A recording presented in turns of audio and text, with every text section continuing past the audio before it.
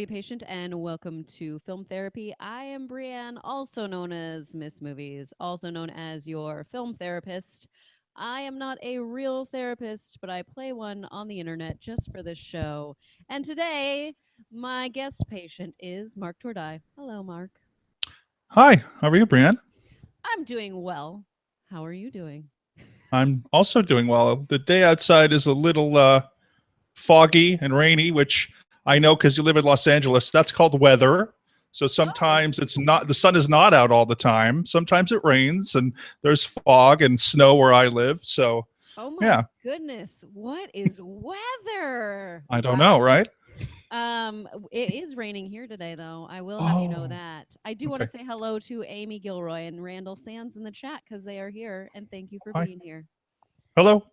So here's how this show works, and then I'm going to have Mark tell us a little bit about himself before we get started. It's a storytelling show where I ask the movie patient three questions. They're the same three questions each time. What is a movie that inspires you? What is a film or a scene from a film that triggers a memory for you? Perhaps it's painful or it could be happy. And what is a movie that helps you through difficult times? I started this show because I suffer from depression, and I find that movies kind of help me through that and help me to cope. And so I want to let you know that if you are having an emergency right now, please call your doctor, call 911, go to a hospital, get the help that you need immediately. So, Mark, before we get started, Yes, since you are the patient today, that's who are correct. you? Tell me about yourself. Tell everyone else about yourself as well. Well, first and foremost, I'm a film nut. I'm a cinephile. I absolutely love movies and have been devouring films for probably most of my life. Other than that, professionally, I'm studying to be a journalist, and I blog. Um, and I used to be a screenwriter, and I've been a background actor at one point in my life, and I've done production. I've done a lot of stuff, a lot of jobs. But most of all, I'm just a film fan. I love movies. I love watching movies. I love talking about movies, even if I disagree with someone. And I have a lot of strong opinions on films as well that a lot of people may recognize from certain things that I've done. Certain blog posts that I've written in the past and stuff that people can check out on my Twitter and stuff. So yeah, that's basically what I am. I'm first and foremost, I'm a film fan. Nice. And Yeah. how do we know each other? I'll Well, ask you the question. that's correct. So I travel to LA once a year because I used to go to college in Los Angeles, and I love LA. LA is my favorite city in the world. I feel more at home in LA than I do anywhere in the world. And as I mentioned, every spring I travel to Los Angeles, and happened to be that I traveled last spring to Los Angeles in April and May. And I was a guest on your other podcast, 6 Degrees of Feature Film, which we discussed with Stacey Howard. The amazing, underrated film of last year, Midnight Special, which I think is an incredible film. And Which I I was, still haven't seen. which you still haven't seen. You need to see that movie. It's I want incredible. to. I love Yeah, Michael Shannon. I want yeah, to. You know what happens sometimes at night? I get to the point where my kids are asleep. I'm ready to watch a movie, and I'm like, yeah, wait, what do I need to watch? like what do I need to see right now? And then yeah, I just end up going to Netflix. I need to just put them more in like. I know Netflix has their own category of things, but I need to yeah, start like using the wish list of my iTunes and yeah. start putting movies in there because movies like this, I'm like, oh yeah, Midnight Special. I still need to see that. I still need to see it. Yeah, it's absolutely incredible. It's my second favorite of 2016. We'll probably talk about my favorite later, but well, we will. But yeah, I think that's an incredible film. And so we discussed it, and so we talked about it. We also talked about some of Jeff Nichols's, who's the director of Midnight Special, some of his other films. One in particular that I think is absolutely amazing, which is called Take Shelter. And of course, we're also both Twilight Zone fans. And I think that's how our friendship sort of started, because I am a hardcore, diehard, all or nothing Twilight Zone fan. I even have introduced the Twilight Zone to a lot of my friends, particularly just this past holiday.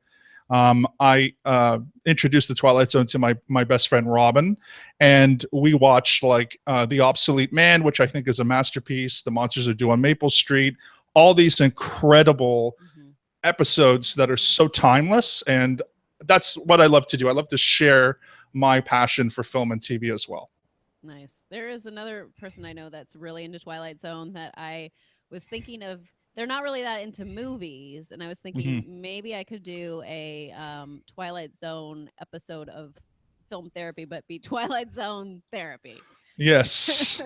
That would be weird therapy, but it's kind of up my alley too. Like, Hmm. you know, how like paranoia and the threat of nuclear war can make your life a little better, which is actually Hmm. kind of true because 50 years ago, 60 years ago, people were dealing with so many existential threats that are so different from today, and yet they're also so similar to today. And that's why it's timeless, because that idea of an existential threat, it was the Soviets of yesterday. It's, you know, something else today, but paranoia is something that human beings were, you know, It's uh, always present. yeah, it's Paranoia part is of our always evolution, right? So it's just, yeah, it's always in us anyway. Yeah. I also want to say hello to Pablo and Mayank. I hope I say it Mayank. I'm not sure if I say that correctly. I need to have it like in phonetics so I know how to say it next time. So if you let me know, I'll say it correctly. So hello. Let's get started on our first question. So Mark, Yes. what is a film that inspires you? Okay. So this is definitely going to sound like a very strange choice because it's a war movie. And so Okay. you might be thinking, how can a war movie inspire you?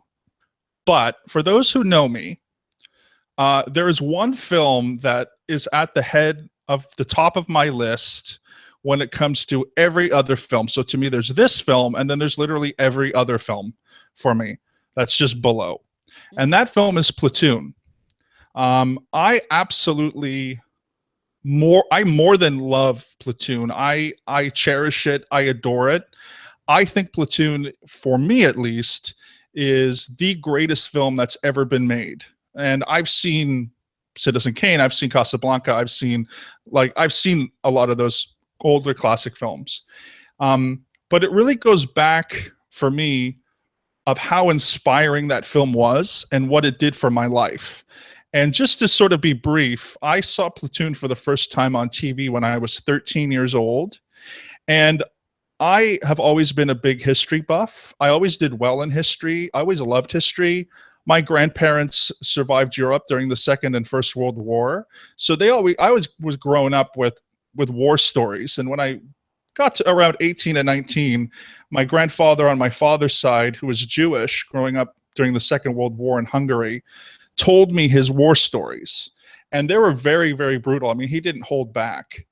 But earlier than that, when I was 13, I was always very curious about the past. You know, I was always very curious about what it would have been like to, you know, live during a war or even be in a war, you know.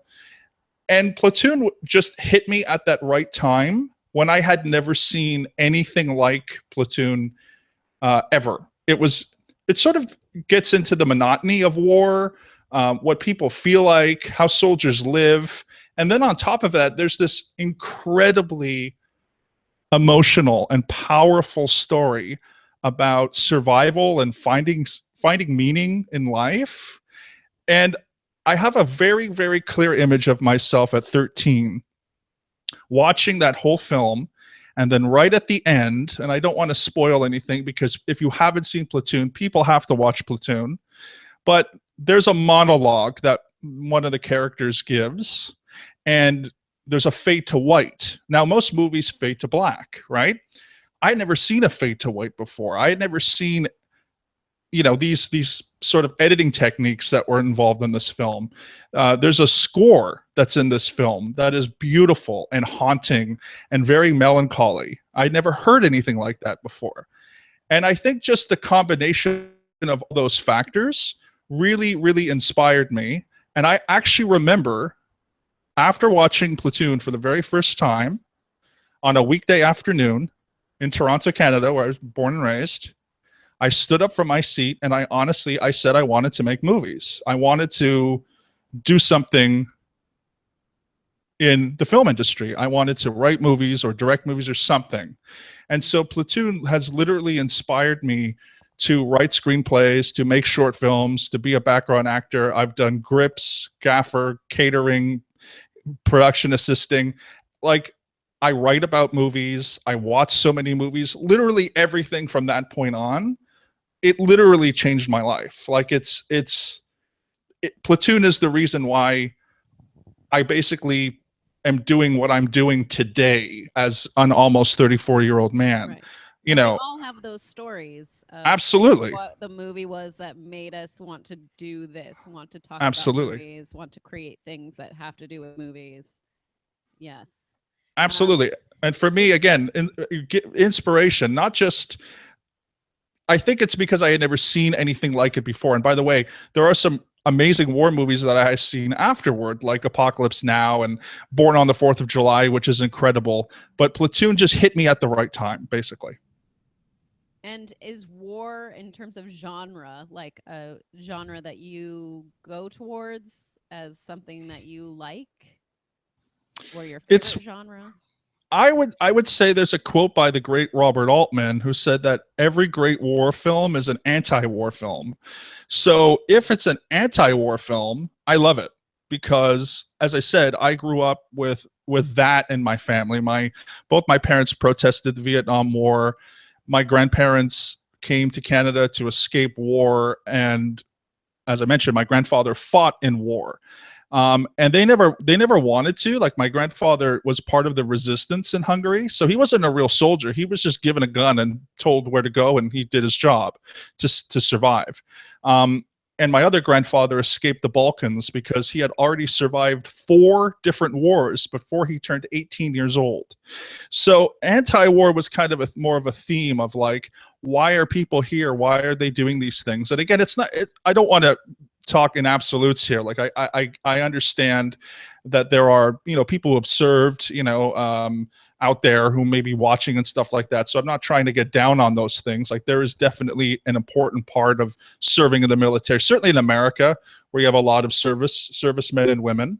But for me, it was just like, Platoon sort of gave me this different perspective, and war movies in general that sort of explain to us the consequences of war, the human consequences of war, the pain and the PTSD. I certainly gravitate towards those films, and a little bit more as I get older. Like, specifically, Born on the 4th of July is another one where, as I get older, that film just becomes so much more meaningful. And I've never served. I've never been in the military. I've been a civilian all my life. So I have no authority to speak on what it's like to be in the military, and all that kind of stuff. But from an emotional level, I've always, for some weird way, connected to war films, history films, and things like that. Nice. I think the Yeah. first time that I actually, where like a war film really like sunk in for me and I could understand what it was about, was Black Hawk Down. And I just watched that Mm, recently. More, I don't, and it could be because I had watched a documentary on war, and why is the name escaping me right now? Because that's just, when you have to yeah. recall it right away, it's like, oh yeah, I don't remember the name of that movie. But there was a documentary that I watched, and I was like, oh, this is really war. Yeah. Korengal. It's not Korengal. It's the one right before Korengal. I can't think. Recepro? Yeah. Yes. Restrepo. Recepro. Restrepro. Yes. Yeah. Yes. That's the one I watched, and I was like, Mhm. ooh, this is real, and this is Yeah. raw. And then I saw Black Hawk Down, and I was like, oh, I can't handle, like, this is an event that happened, and I'm sure things get sensationalized a bit, but I Yeah. can't imagine trying to get out of a space that the odds are against you, and people put themselves on the line for our country every day. And I was just, and young people too, and it's Yeah. just like, okay, I have so much respect for the military, and I it's something that I don't think I could ever do, and I'm just so glad there are people that do it, and they're put their life on the line for us. Yeah. Which I is why agree. I we mean, all talk on the internet with you. exactly. It's Uh, true. It's absolutely true. I mean, again, just I hate to always go back to my family, but just because that's the only reference point that I know of the military. And I do have friends. When I moved to Los Angeles in 2009, I met a lot of people who had served. I met someone whose whole platoon was wiped out in Iraq, and he used to wear the names of all his fellow platoon members. He used to have bracelets or necklaces. Like, he would actually carry all of the names, which I think was like 36, Mm-hmm. young men with him. But just my only source of war was my grandfather, and his whole thing was, you know, many times in life you have the fight or flight reflex. So what do? My great grandparents were sent to concentration camps. They didn't come back. So they my grandfather was like 17 years old. I mean, I cannot believe how young he was to do the things that he did in order to survive. And he passed away last October, actually October 2015, pardon me. And I mean, I saw my grandfather. He carried around that, I guess you could say, survivor's guilt. Like, he carried around for his whole life. He lived to be 88 years old. It would have been his 90th birthday on January 1st. So yeah, I have a huge respect for people who are courageous and who are brave. And whether that's, serving or even speaking out, like Hacksaw Ridge, really, I was very Right. moved by Hacksaw Ridge because As was I. yeah, Hacksaw Ridge was incredible. And yeah. I did get something in the chat that said that my mic was low. So I turned Oh, it okay. up, and hopefully, I'm just speaking a little more right now. So hopefully, they will tell me that it sounds better, but I have no idea.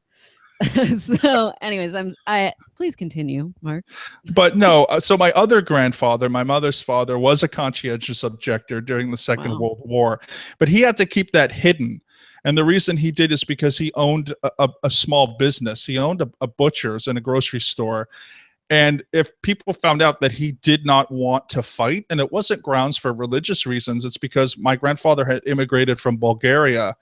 And as I mentioned earlier, too, he had survived 4 different wars before he turned 18. So he knew what it was, and he did not want to go over to Europe and fight. So I know some people would call people like that a coward, but I think when you watch a film like Hacksaw Ridge, you see that my grandfather, for example, donated blood, and he had a very rare blood type. So he saved a lot of lives. He might not have gone overseas to serve, but like Andrew Garfield, and I'm not comparing the two, obviously, but like someone like that, there were other things that he did that I think has a lot of honor and has a lot of bravery to it as well, because my grandfather was just done with war. He Yeah. didn't want to live through another one, but he knew that there was something, that was out there that was wrong and evil.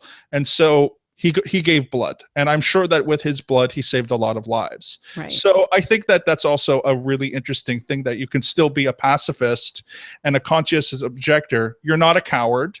You're standing up for what you believe in, whether it's a religious motive or a secular motive. That doesn't matter either, but you can still serve, and you can still be very brave in doing that as well. Right. I do want to go to the chat real quick because we have some comments that I think should be read out. Eric Right. Monroe says, Dad has family who were also murdered in the Holocaust. Mayank says, my father served in the Army, my grandfather served in the Army, and I served in military police. Wow. It runs in our family. Randall Sand Wow, says, my grandfather was a copter pilot in Vietnam. He doesn't like speaking about it very much. Randall, my uncle also served in Vietnam, and he has so many medals, and he will never speak about it.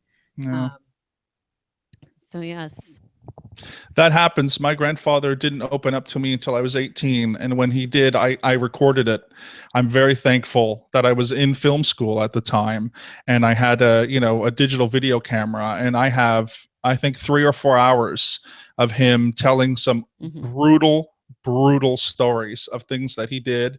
And I mean, my grandfather killed 10 people, and he was never proud of that, even though they were trying to kill him. And I'm sure that runs in a lot of different circles with a lot of different people. But I have those stories, and I'm very thankful that eventually, as he got older, which sometimes does happen too, people reflect on their lives, and they say, I think now it's time. So you never know what the future will hold. I think with the Vietnam generation, I think that there was a certain embarrassment where movies like Platoon and Born on the 4th of July and like Full Metal Jacket and Apocalypse Now, they brought Vietnam to the mainstream again and said that, veterans were not, Vietnam veterans specifically, were not all homeless. They were not all crazy. They had real feelings, and there were really bad stuff that happened to them. And they were real human beings. And I think Platoon played a huge role in that, again, with other films. And that's another reason why I love Platoon, is because the attention to detail that Oliver Stone, who was in Vietnam, gave to that film, as far as every single character looking and speaking and acting different from one another, which is something that didn't really happen too much in the older classic war films, is something that I think should be really looked at and appreciated. And he really spent a lot of time with the cast to make sure that they all stood out from one another. And I think that is one of the most brilliant things in film history for me personally. I love it. I was just thinking while you were speaking of other people in my family that have served. Yeah. My grandfather would tell me stories of war. He served in World War II. He was a merchant marine, but Wow. he really only would tell me like kind of the more comical stories. So I Yeah. guess he was in charge of like the anchor of the ship, and he was, ordered to lower the anchor, and he like objected and was like, if I do that, then it's going to go right through the dock. And they said, you just need to follow this order. And so he did, and it went right through the dock. And they were like, oh, we shouldn't have done that. And then there's this there is a book about World War II. I mean, there's plenty of books about World War II, but there's one that my husband's grandfather is in, and there's a picture of him right before getting on the boat to go over. And he was he was either the first or the second wave at Normandy. Wow. And so there's a picture of all these guys ready to get on the boat. And he's like, can you find me in this picture? And I was like, yeah, you're right there. And it was like a ton of guys. And he's like, how did you know that was me? And I said, I just looked for my husband. And I knew that was you. Do you know what beach he landed on? Omaha or Utah? It was Omaha. So he would have been with the 1st Infantry Division or the 29th Infantry Division, I guess. Or unless he was a Ranger. He wasn't a Ranger. Yeah, so he would have been. That's interesting. There is a really great film with Mark Hamill called The Big Red One, which was directed by Samuel Fuller, which is a really, really great kind of long-term history of the 1st Infantry Division in the U.S. Army. And it starts in, I think they're in North Africa, goes through a whole North African campaign, the whole Sicilian, Italian campaign, and then sort of ends up in Normandy. And it's really, really, really good. It's a very underrated film, and a great performance by Mark Hamill. So anyway, that just reminded me of that, but I'm sure he would have been in either one. And Omaha, by the way, was the most heavily defended beach in Normandy. And it was also defended by German soldiers who were veterans from Stalingrad, which is the bloodiest battle in human history. So those poor guys, 19, 18, 17 years old, landing for the first time, no combat experience in, neck-high waters, and Saving Private Ryan, of course, we see that, which is a brilliant scene. And there's definitely a lot of courage and bravery that came with doing that. I mean, it's beyond me. I have a lot of, what do you want? It's good things to say about people who are veterans, as you do, and especially people who served in World War II and stuff. So, yeah. I'm going to read out one more comment, and then we're going to get into our second question. Cool. Mayang says, as per my experience, not only the people who serve in the Army, but their family at home waiting, their courage and struggle is something which not often gets pointed out. True. And actually, I see a lot of war movies, so I do have to say one movie that definitely intertwined family with combat was a Mel Gibson film called We Were Soldiers from 2004, also Vietnam. And that's really a really good film. Again, very underrated. And I would say if anyone is interested in how, combat affects the families of military personnel, that's one of the best films. Eric Monroe mentioned that in the chat earlier as well. I love that movie. So I love this discussion, but let's move it to our Sure. next question, which is what is a film or a scene from a film that triggers a Ooh. memory for you? Perhaps it is painful, perhaps it is happy. I'm not sure which way you've decided to go. I think I'm going to go with the mix. Okay. This is going to be pretty deep. Okay. So not too many people know this about me because I don't always talk about it. But I used to be a member of the Church of Scientology, which has been in the news lately, particularly with a wonderful show that A&E has put on starring uh, Leia Remini, the actress. Right. And I spent 3 years in the church, and I left in 2008. I joined in 2005. Um, One film that I really, really think people should watch and rewatch, and I think it was misunderstood, is Paul Thomas Anderson's The Master, Mm-hmm. which I think is an incredible, well-made film. And I saw that movie at the Toronto International Film Festival. I'm lucky enough to live in Toronto, so every September is the film festival. And I saw it in 2013. Now, I had left the church, or was it 2012? I can't remember the specific year. Someone can let me know. But I had left the church like 4 or 5 years earlier. But the problem with being in a group like that is it takes a real heavy toll on your mental health, because it really is very a manipulative group, and it's very, they have very strict rules. And I was working for the church in Germany, and I endured many things. So I sat down to watch The Master at the film festival. Its third screening at I think it was whatever theater, doesn't matter, Varsity or something. And I was not really over. I was really not yet over my time. It had been something that had been carrying over me as like a black cloud. And I sat down and I watched this film, which I knew was rumored to be about Scientology and L. Ron Hubbard. Well, let me tell you, it absolutely is.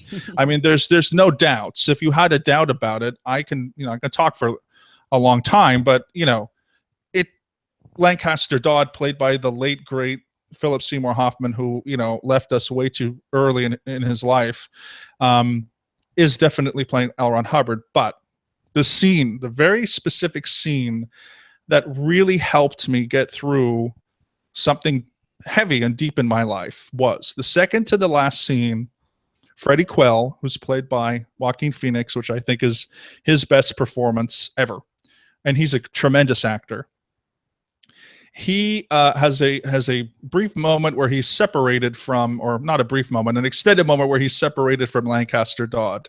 He leaves the group essentially, and the second to the last scene, Freddie goes to England to a school and goes into the office of Lancaster, who's of course played by Philip Seymour Hoffman.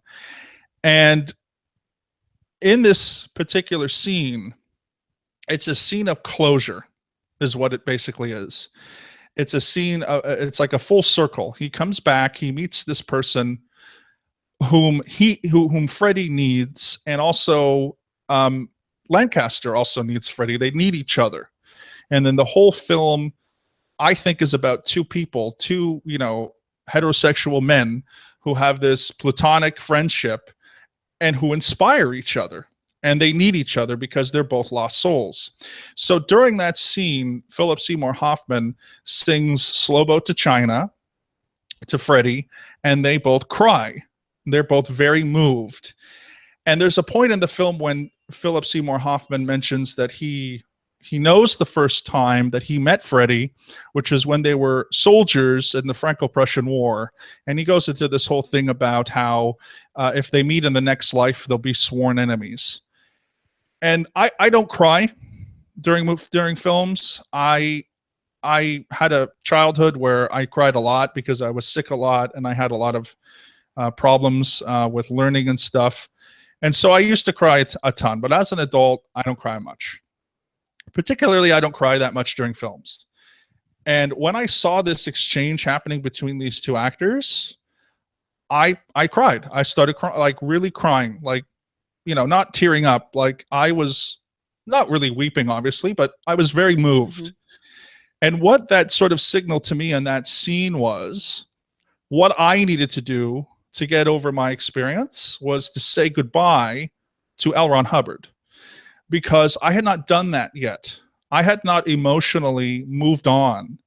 And in that scene, Freddie is saying goodbye to Lancaster. And it's very hard to say goodbye to someone who inspires you. Now, you might say, well, that's kind of weird because L. Ron Hubbard died in January of 1986 when I was 2 years old and I would be 3 years old in 3 weeks. So I didn't personally know L. Ron Hubbard. But when you're in a group like Scientology, the entire structure is based around L. Ron Hubbard. Every word you read is L. Ron Hubbard's. You listen to him give lectures, you watch him on videos, and there's pictures of him all over churches of Scientology. When you do something good, it's because of L. Ron Hubbard. When you do something that's bad, it's because you did not follow L. Ron Hubbard. So L. Ron Hubbard becomes a guru and a father figure and an older brother.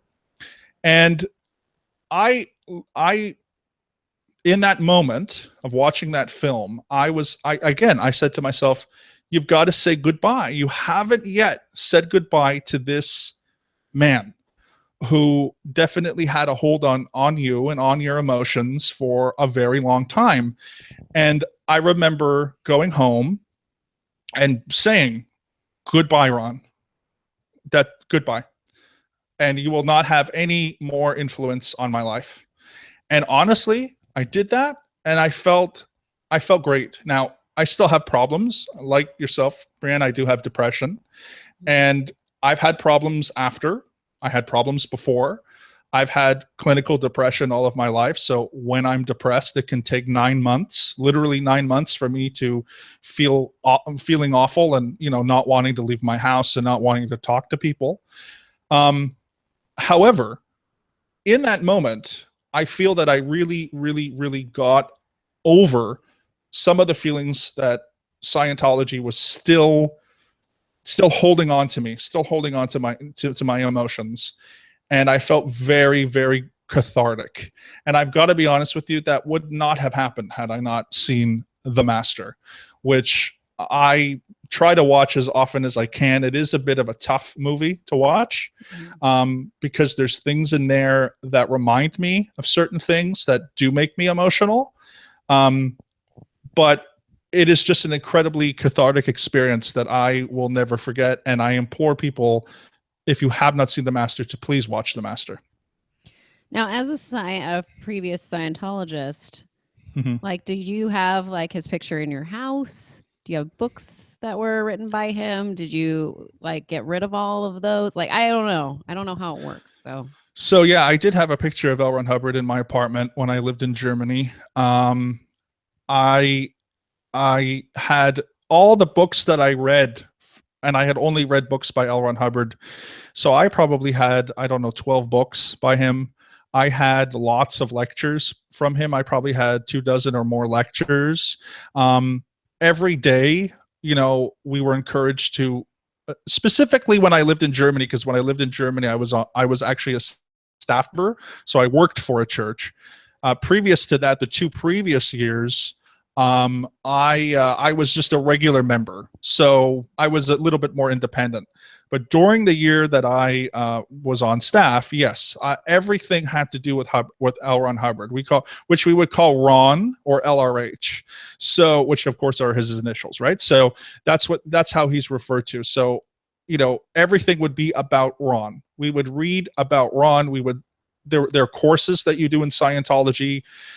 Those are all Ron's words. L. Ron Hubbard is actually referred to as source in Scientology, meaning that he is the source of all knowledge.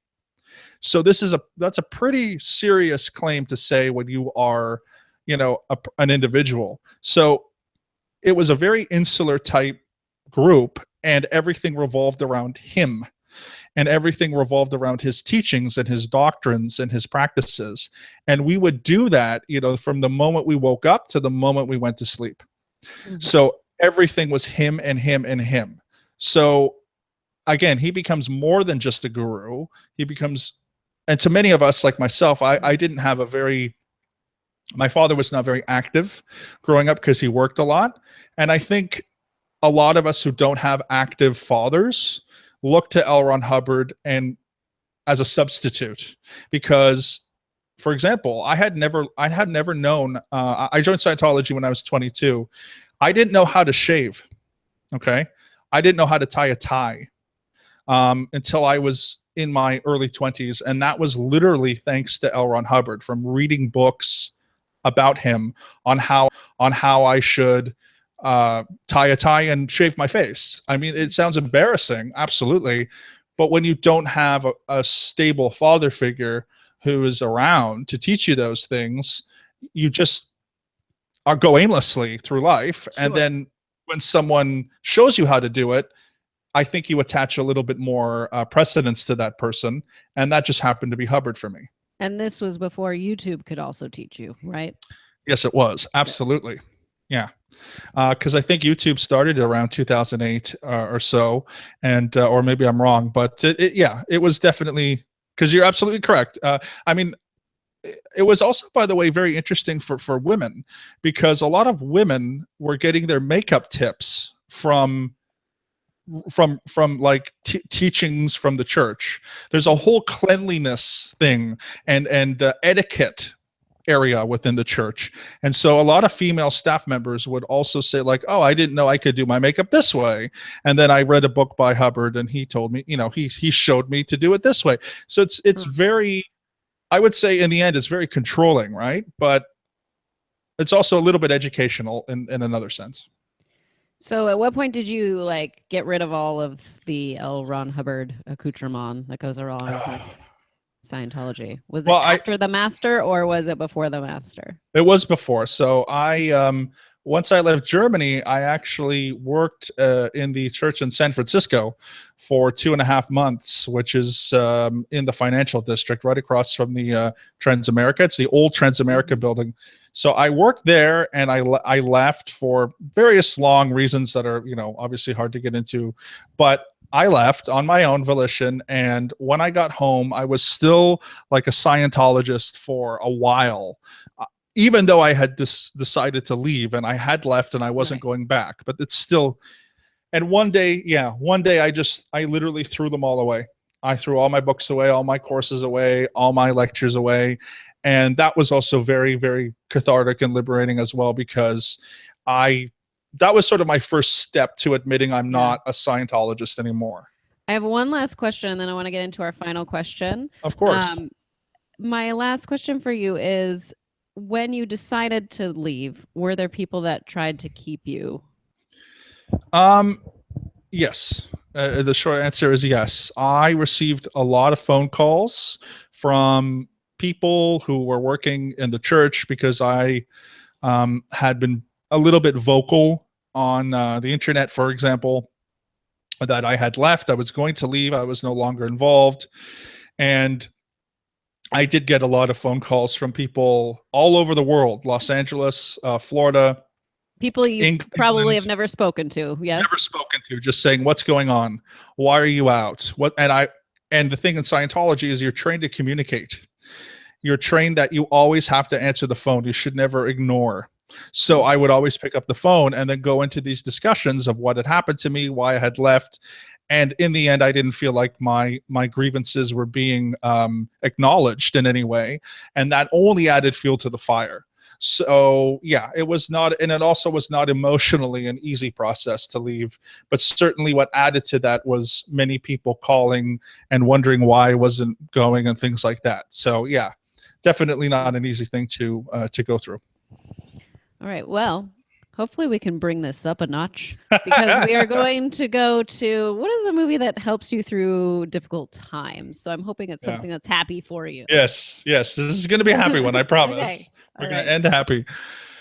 So, going back to the Toronto International Film Festival, which this year for me was absolutely incredible. I got to cover it for schmosno.com, and I got to meet people like Gray Drake, and I got to see Alicia Malone there twice, her and Scott Mantz are incredible inspirations to me. If you haven't seen their show or heard their show Profiles, which was on a couple years ago, please go back and watch those episodes.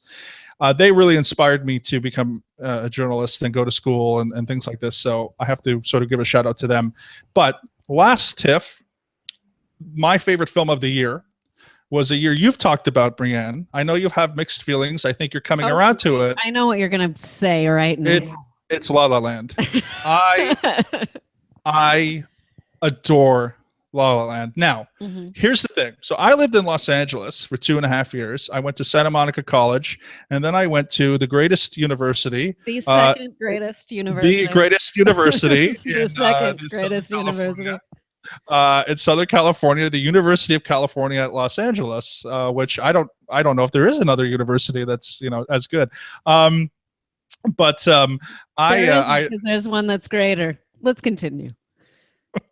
Well, anyway, this could go on forever, but what we'll do is it's a who's on first. It's a who's on first. Just in case for people who don't know, USC and UCLA have a little bit of a rivalry. But you know who USC hates more? That's Notre Dame. So yeah, that's true. That's true. So UCLA is second in our mind. Yeah. Well, I went to that school, which I had wanted to go through my whole life. So I achieved a lot of amazing dreams and goals in Los Angeles. Like I interned on studio lots, 3 big studios I interned for. I met actors. I had honestly the greatest time I've ever had in my life was living in Los Angeles. Nice. And it was such a shame that when it came time to graduate, I couldn't get a job to stay in LA. That's the only reason I'm not living in Los Angeles. And that's because since you are from Canada, you have to get like a visa, a work visa. There's a lot that goes on with it because like employers have to like pay an extra fee to have you and stuff like that, right? Okay, that's correct. That makes it a lot more difficult for someone that isn't a citizen to get a job. That's correct. If you were born in America, even if you weren't raised in America, you could just part of the, I think it's the 14th Amendment of the United States is you're a citizen.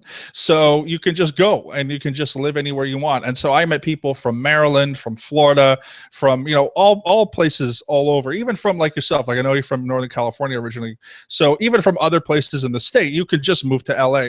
When you're from Canada, you're not really from a foreign country. And I know that's going to offend both Canadians and Americans, but like, let's be honest, like Canada is not really a foreign country when it comes to the United States. Yes, we have a little bit of a different culture, whatever, but I've been all over the world, by the way. I've been to over 50 countries. So I've seen the differences between neighboring countries. I have never seen 2 countries more similar. Now, there are differences. I'm not going to argue that, and that would be naive too. But I mean, I lived in Australia, so between Australia and New Zealand, there's a little bit of a greater difference. So it's really frustrating. But what I will say is La La Land is not, and as I think about La La Land more, it's not a real movie. I mean, nobody should move to Los Angeles thinking they're going to end up like Mia. Like, no, like I know people have made this, Mark Draco had made these points, and I know you've made these points as well. Like no like big agent or casting director goes to see one woman or one man shows because they're notoriously pretty terrible in Los Angeles. Now I've seen some good ones, but that doesn't matter. Anyway, there's some things you have to kind of look past, I think, in La La Land. But I'm going to tell you one thing that I loved about Los Angeles, and that was opportunity.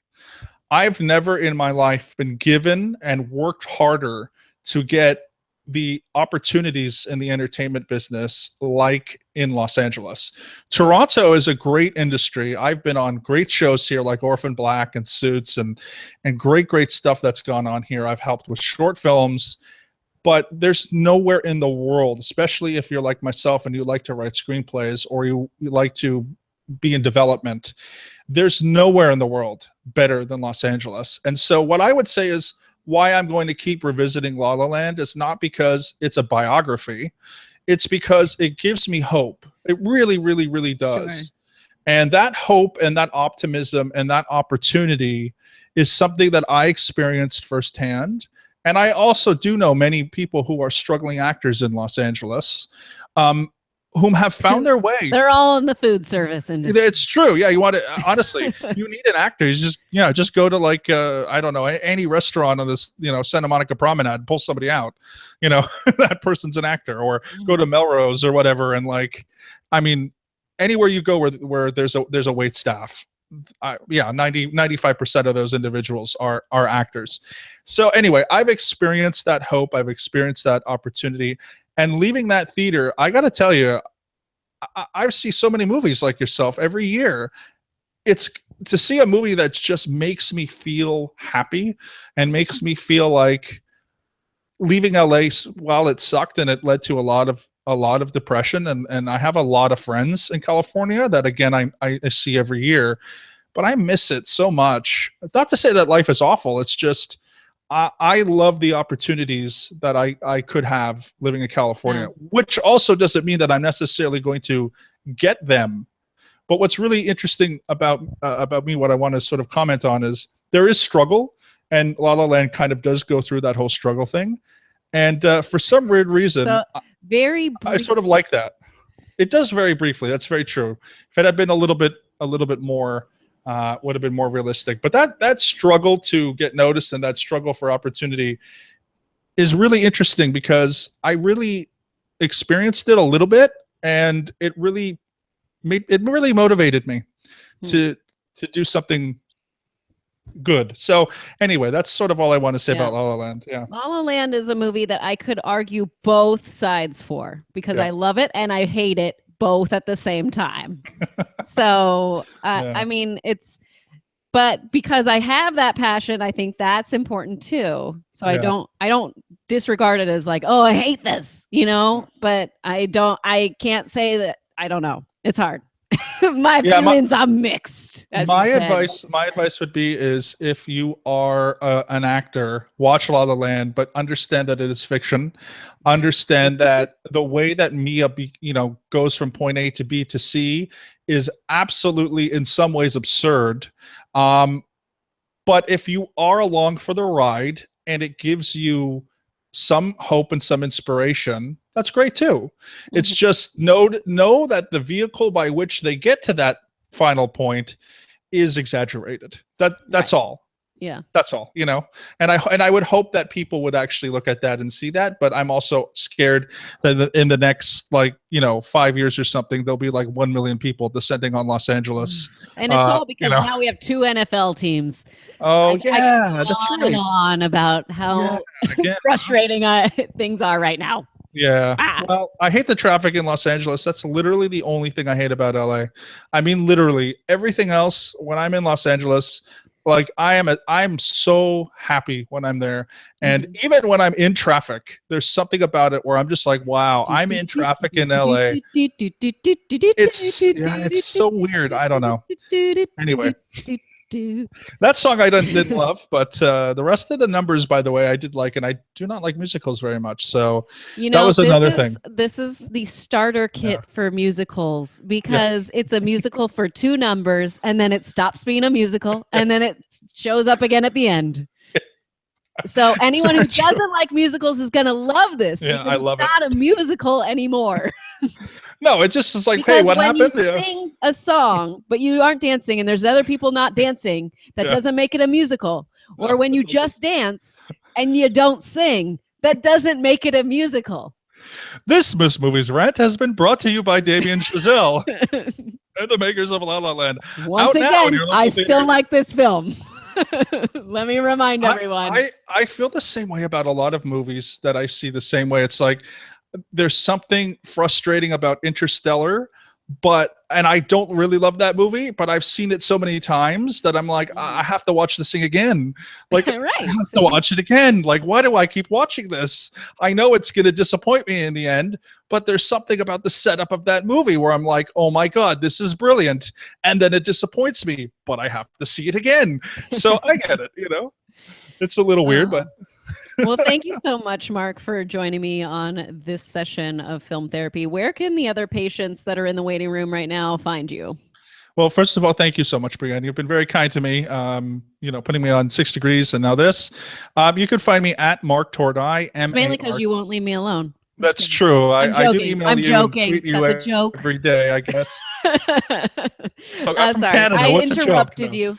that's I okay. interrupted Follow. you. Where So, can they find you? so please follow me on Twitter at Mark Tordai, MarkTordai. You will definitely find my opinions on movies to not be regular or usual. For example, I did not like Arrival this year because I thought it was boring and dull, and All I right, love I'm cutting Denis the feed Villeneuve. now, But so you're gonna have anyway, to go. see you. Oh no, Follow no, me no! on Twitter. I was just joking once again. No worries. But follow me on Twitter and Instagram as well. So thank you again, Miss Movies. Appreciate it. All right, thank you all for joining us today. We will see you on our next session of Film Therapy. Bye, bye, Bye. bye, bye, bye, bye, bye, bye.